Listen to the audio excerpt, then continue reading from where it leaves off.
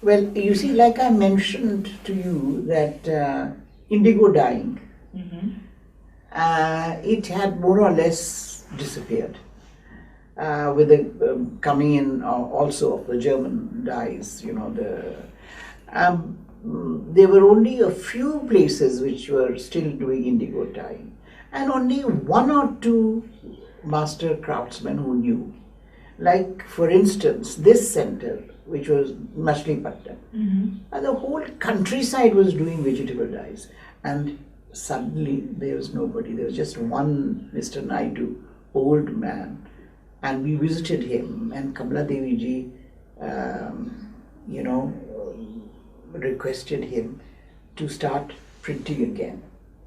And then that wonderful woman who did from Bombay, actually, Setna. Homi Setna's wife. Nelly Setna. Nelly Setna. Yes, Nelly Setna went there, dug up the old printed textiles and the old blocks and revived them. And what had happened also, that in addition to the textiles which used to be going to the to Southeast Asia, there was also textiles which went to Iran. And in the 19th century, the Iranians brought their own dyers and their designs, taught the local people to make their dyes also and print their designs. And I came across a printed cloth in a friend's collection where it said, we had a very prosperous trade until the Indian kalamkars stole our market from us in Isfahan. But when you were going around with Kamala Devi to various parts of the country and you were asking craftspeople to revive their crafts, they had faith in you and her, and that they were reviving something that absolutely. Yeah. I mean, because that you see, creative surge was still there? No, the point is, it took a lot of persuasion. Kamala Devi had an extraordinary personality and she was known as a leader. So if she would go into their homes, sit with them, share their food and persuade them, like Kalamkari, the last craftsman, he had not done Kalamkari, and one was teaching in a school and another one was running a shop, and they said, for 30 years we have not done it, we don't know whether we can do it. And she persuaded them. Then they didn't want to run a training center because they said, according to our tradition, we only teach our sons, we don't even teach our daughters, because we don't want them to carry the secret to another. So she persuaded them and she said, we cannot run a training center only for your sons. So one of them, and the son of that master craftsman, is an old man now, is my friend, Guruppa. And his son, Niranjan, now is in Delhi and has become a very well-known artist. And he studied to become either a chartered accountant or something like that. And he gave that up to do and resume the Kalamkari work. And he has now carried it into a fine art, So they believed in her. They believed in us. Otherwise, why would we go? Like we went, I went before the road went to many places. And you went into Kutch also? I went to Kutch. I went to Kutch in 1956, lost my way, and was the first person to blunder into the run of Kutch. Okay. Because we lost our way and there was no path, and we were so scared that we might go into Tharpakar, which was in Pakistan, and find ourselves in the prison But then some of the local people saw us, shook their lanterns, and then we went there. That was my first trip in 1956, which was part of that revival of textiles, because I had gone there to revive the Mochi Bharat, as it was called, on silk. Okay. And they said there's nobody who can do it. It can't be done anymore. And so I gave up the idea, and what we discovered was very, very fine bandhani work done in Madhvi. Okay. And so we got some Madhvi, and they also wove silk atlas, as satin was called, and mushroom, and brought that back. And Gujarat? And in Gujarat, a lot of work we did in Porbandar. You remember that in Porbandar, the Meher community women wore that black shawl with a gold and red pallu. So we brought that, and it became a great fashion in Delhi. And those shawls were ordered by the hundreds. Yeah, Gujari used to sell them. Gujari came up later. Okay. This was just the beginning. It happened in the 1954. We would 54 onwards. From 55, I traveled with Kamla Devi ji, and we would pick up these objects, get them to order, and from the Central Cottage Industries Emporium. I mean, like for instance, see that figure which is standing there. The tall one. The tall one. Now that is a dhokra from Bastar. And in 1967, the first national awards was given, and they located one dhokra person, and he was given, the national award. Now, what had happened was that these are itinerant craftsmen, casters, and they used to make little objects of worship. So we were looking for them, and every time we would go to a village, they would say, they were here yesterday, they were here day before yesterday, and they got afraid that why is the government looking for us, because they also had the habit of pinching things and stealing things, and they would pick up somebody's brass vessel, melt it, and make these statues. Finally, we were able to catch up with them, and then we persuaded them, and we told them, please come with us, and with great deal of difficulty we brought them to Calcutta, where there was a design center.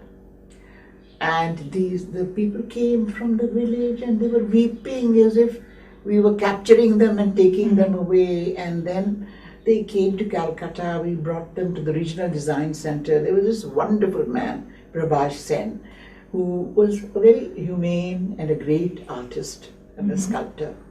So he was persuading them they wouldn't eat. So then his mother, Prabhash Sen's mother, took them home, fed them traditional luchis and food, and explained to them, the old lady, that we brought you so that if you make beautiful objects, then sell, your whole community will prosper. See, you are selling this piece for 10 rupees. Now here, people are willing to pay you 100 rupees. Here, I'll give you 100 rupees. Give this to me, And so slowly they understood, and they started to work. And I remember that they were given the national award, 2 of them. And when they came, they brought, for the national award, they brought some of their objects. And they said, we put them up. Then the government ran Lodi Hotel, and they said, we can't eat this food. You give us atta, we'll make our own food. And they're living in that. So then I would make roti and dal and things and carry it for them so that they could eat it in there.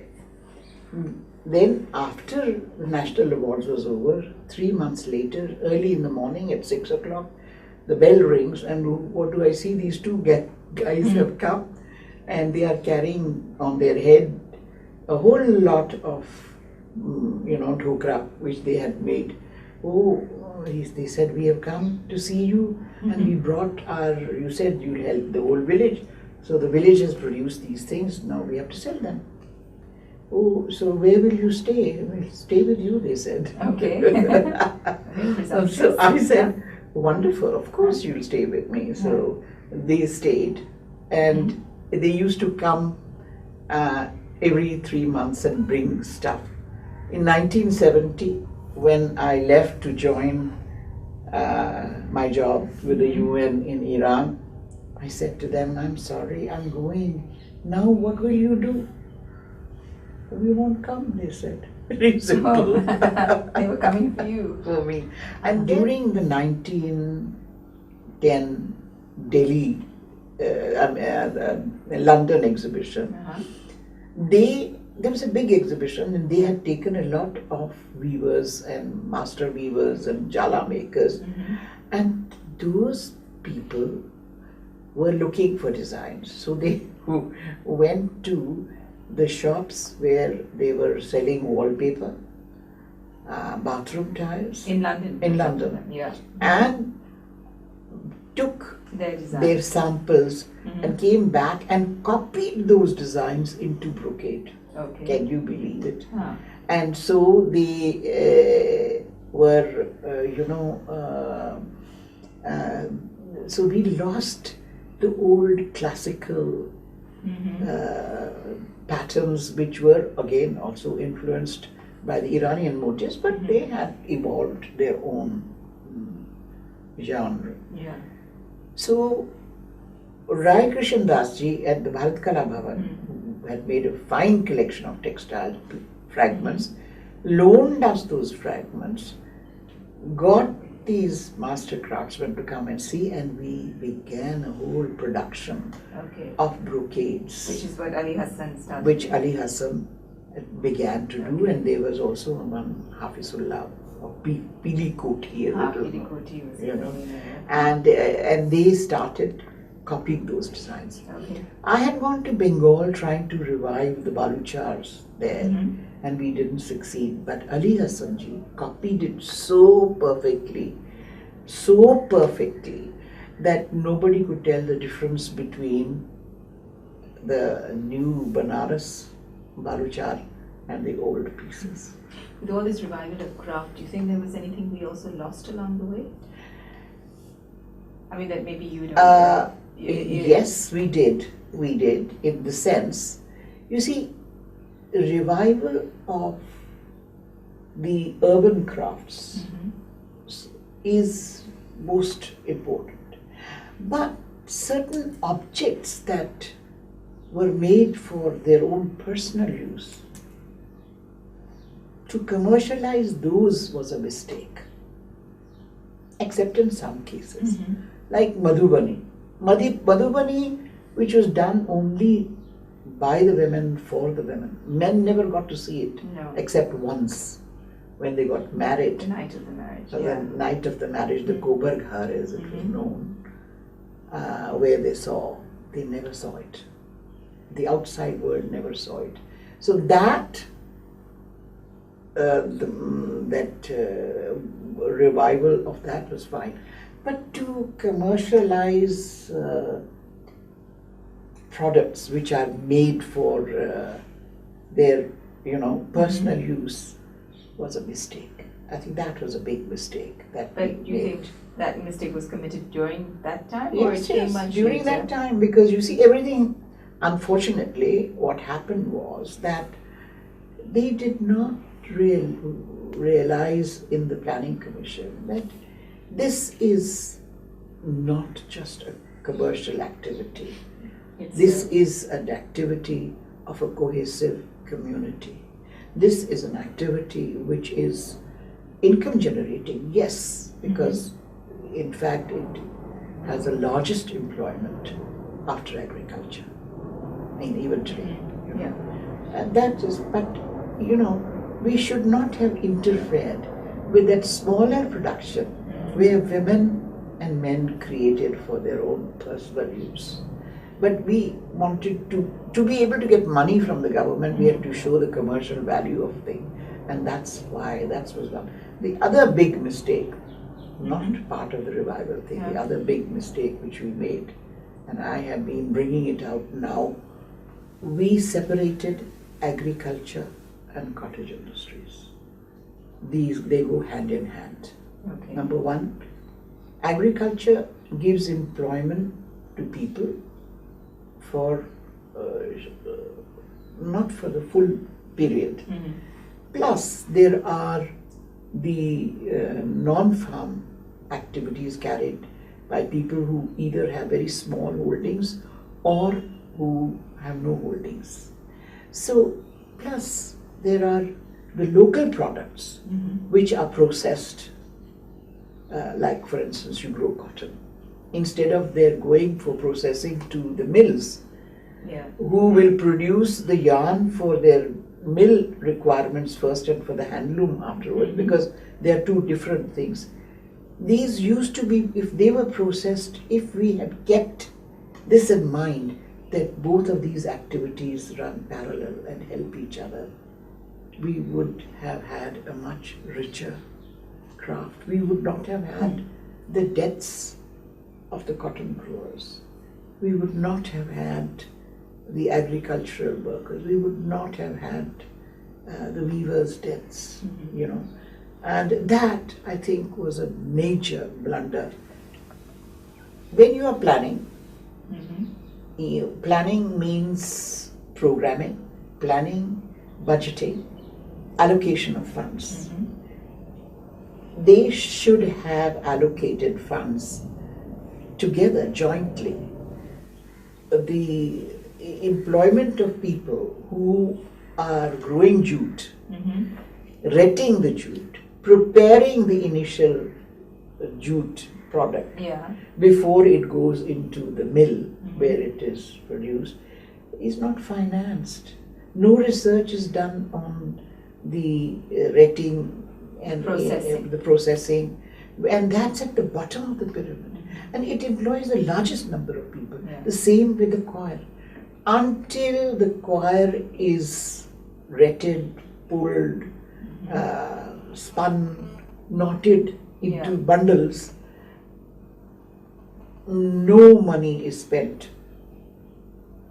Nobody does any research on it, but it goes to the mills, which employs much less people than this. So you see, so there was a whole segment of the population which is left out of benefiting from improved technology, of benefiting from funding.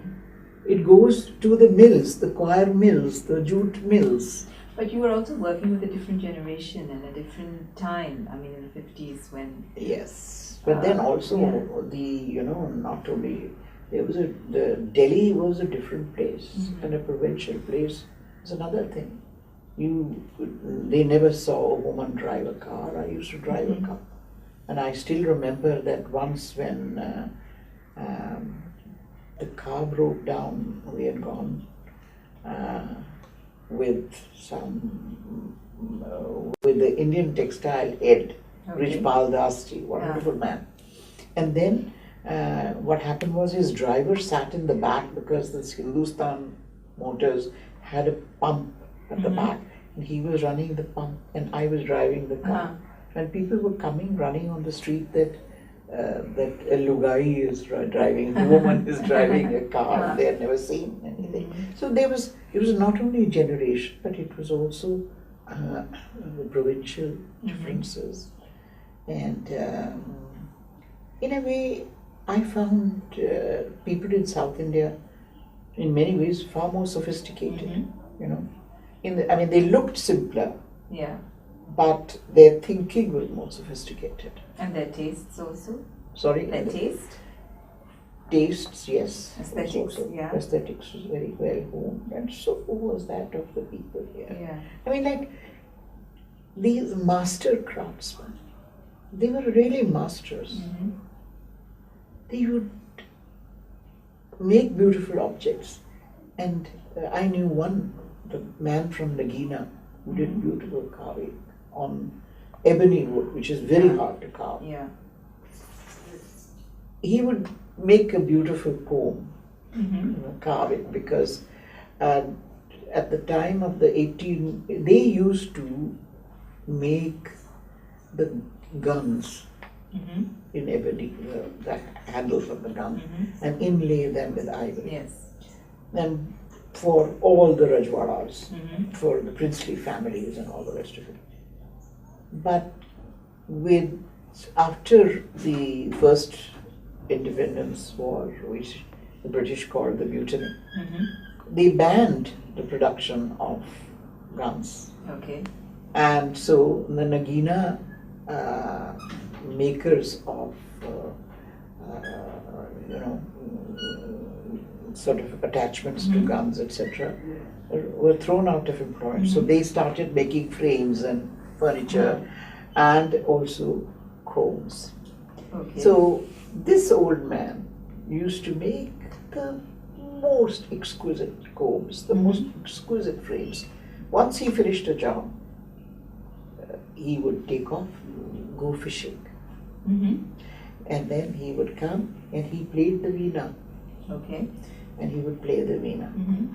And so when I would go, he would say, if you are coming, you have to give one day only for me. Why? Because he'd go fishing, catch fish, make fish for me, and then in the evening he would play the veena for me. You know, I mean, these were the people, these were the masters. These were the people who had the time also, no? I mean, that time was a different... I still remember the word that they used to, he said, sukoon hona chahiye. You know, it should have peace. Yeah, nothing hurried, nothing rushed. So you could not force him to do anything we didn't want to do, you know. And they were wonderful people, and one learned from them. When Kamla Devi and you started on your revival of the crafts and the handlooms and the textiles, you had a kind of mission in front of you. How much do you think you actually, I mean, you're saying you achieved a lot of that and you made some mistakes along the way. And where do you see that today, in today's context? So I tell you, you wouldn't have any of these things if we had not done the spade work. Yeah. When we started working, there was no Sanganer printing. They only used to do very, very basic printing, resist or dabu or nothing. Like you were saying, there was nothing in Punchampally, there was nothing in Pochampally, very basic. The Orissa Ikat, you name it. Paithani. The Paithani existed because the Nawab of Hyderabad, Nawab of Nizam of Hyderabad, he made it a rule that all the courtiers who came, because they were Hindu courtiers, they had to wear a Paithani turban. Okay. The women had to wear Paithani saris, Paithani dupattas. So that's why Paithan survived. Okay. But all the other, I mean, this Paithani technique, which is a technique of, special technique, was practiced in 10, 12 centers all over southern India. Okay. You know. So, and again they have been revived. They, Gadwal, Kothakota, Vanaparthi, the Yola, various other, so many, Jamdani. Yeah, Jamdani. Jamdani was done, is done even today all over India, not just in Bengal, not just in East Bengal. What about Maheshwaris? And Maheshwari, Chanderi, look at the things that are now coming out. It's just amazing. And the Patola has disappeared. Yeah. Which is sad. Because what has happened is that Pochampally has started copying. now there are only 2-3 families which are the old Patan Patola Walas, and they have become so rich. One son is a chartered accountant, he earns so much money. That is the only sad story that, and the other sad story is that the only Naqshbandas who are left are Ali Hassan's, Jafar Ali's grandson. Jafar Ali died. Ali Hassan ji died. His grandson, Jafar Ali's grandson, is continuing. And I have been making requests and pleas to everybody. Please, we must do something and not allow this to die, because the jacquard cannot do what the Naqshbanda can do. You see, those brocaded coats, which will have a different border in the front, a paisley, or as you call it, I hate to use that word, of that little Scottish town, giving the name for these beautiful Kalga patterns, and that this the Kalga pattern at the back, the pockets on the side, the designs on the sleeves, custom made. They used to make, once they made the jala, then they could keep repeating it. See? And you can't do that in a jacquard. You just cannot do it. So if the last of these people goes, the crowd is gone. Already the last people from Paitan have gone, the jala makers from Hyderabad have gone. And that it'll just end. And they came so long ago from Bukhara. So, today the wealth of cottage industries that you find here in beautiful carved agate bowls, beautiful silver work. In many areas we have gone ahead rather than going back. There are jewelers that I was telling you who can reproduce Mughal jewelry. You can't tell the difference today. Silk weaves, Tanchui, okay, fine. We're not producing Tanchui in Surat, but Banaras produces beautiful Tanchuis. Even the Kani has been revived. And the Kani has been revived. I mean, I bless these people who have worked so hard, Jenny and Asif from that Kashmir rooms, and our friend Beg. Salim Beg also. Yes, Salim. What wonderful work they have done. But what I'm saying is that, you see, we in India, we crib all the time. We say this is bad, that is bad. I'm fed up of listening to this. Today, nowhere in the world will you come across a range of skills, of aesthetic qualities, of honed perceptions that you come across, and we have done a great deal, and we are still continuing. And there are wonderful people who are doing the work today. Look at the work which has been done by Laila Tayyibji. That's the card.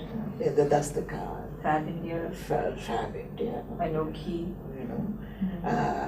Jaya Jetli, work in Kutch. Brij Bhasin, his work in Kutch. D.N. Saraf, who worked in died in harness.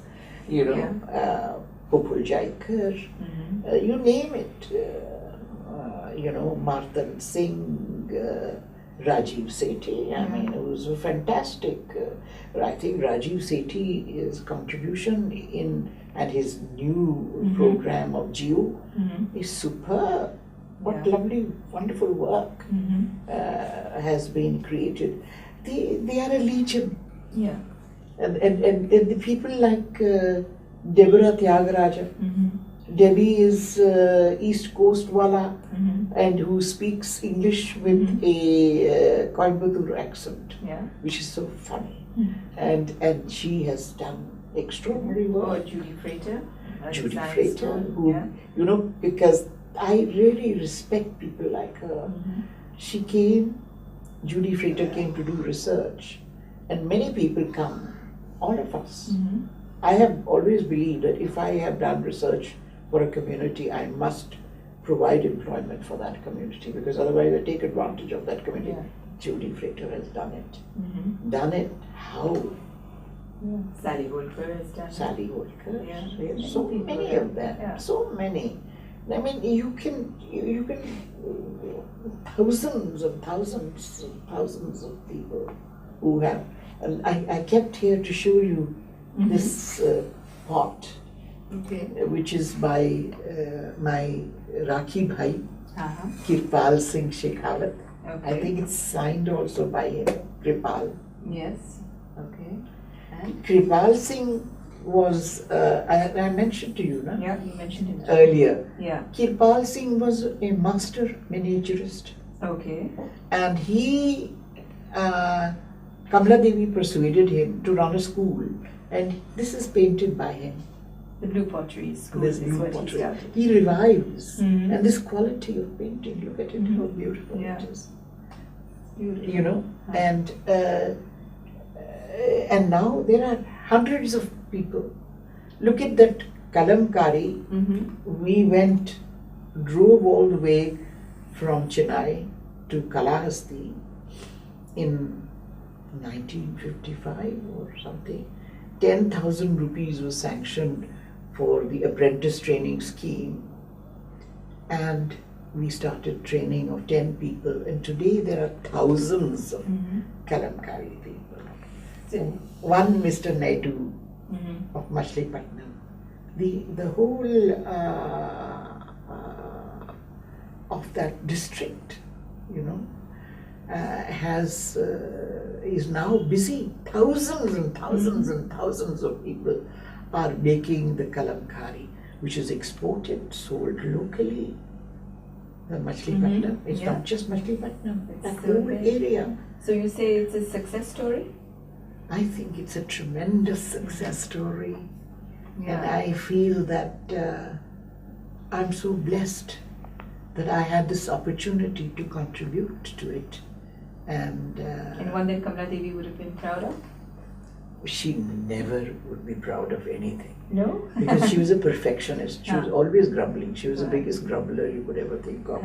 She would say, this is not good, this is not good, this is not. I used to say, Kamla Devi, for God's sake. Okay, we want everything to be perfect, but give these people credit for what they've done. She always expected much more. And you know, I too demand. But it's good because then you push the boundaries and you push the envelope. But you know, but I think also one has to give credit. One has to understand the richness of what is there. Because if you keep denigrating that, oh, we haven't done this and this is going wrong, and you know, I mean, like the attitude of the people, that everything is going down here. There are some people who will say, oh, the Chinese have taken over. That what I personally feel is that what we need to do is that we need to, the thing which we need to improve our strategy is in marketing. Okay. If we are saying that the Chinese have encroached upon the market, who is preventing us from encroaching upon them? You know, the Chinese never buy their own handicrafts because they are dreadful. They really are dreadful, and they know it. And today, China is extremely rich. It has a very, very large, rich middle class. And so do we have here. And we can sell to them. And we can sell. What I feel is that there's a narrow kind of an attitude in our marketing. And we should really take a a more, you know. But instead of marketing, you all think it's design, or you don't think design? You see, I think that goes hand in hand. Yeah. You know, I mean, like for instance, the strategy of marketing, promotion, sales promotion, design promotion, they all go together. Do you think that the youth of this country also engage with the craft? So you think they yes. feel alienated from it? No, or how do you? a lot of them. Yeah. A lot of them. And many of them. I mean, I recently met a young man who has done his master's Went to Spain, no? in Spain, in Madrid, Yeah. in management, Yes. and come back to India and wants to work in the craft field. Okay. And he said he wants to take up one area which needs help, and not as a social welfare scheme, but as a good entrepreneur who benefits those who are, with whom he will work, as well as himself, you know.